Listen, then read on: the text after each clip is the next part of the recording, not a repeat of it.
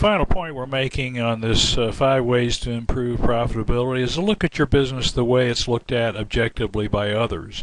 And probably the most objective view of your business comes from the outside, from your accountant, your CPA, or more importantly perhaps your banker.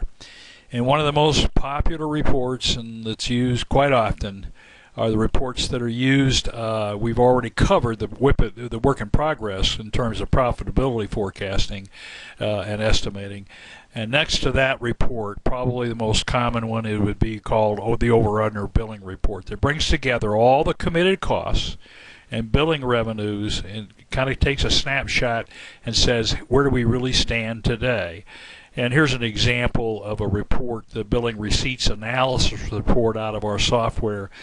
And the important thing here is not to get bogged down in the numbers, but we can format this to any way you or your CPA or your banker would prefer. But basically, the long and the short of it is, regardless of the jobs that make up different categories of projects or however you organize your structure, this is a snapshot that starts with the value of the contract and change orders for a given project or job.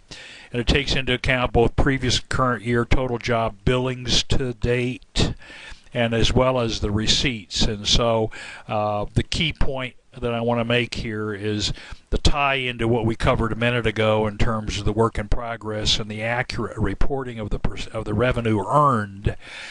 This job to date revenue earned is very, very important, because it's basically that number that we're taking and comparing the costs in excess of billings or the billings in excess of costs, and obviously netting these two columns together overall for your business provides a pretty accurate snapshot of the real world in terms of where you stand.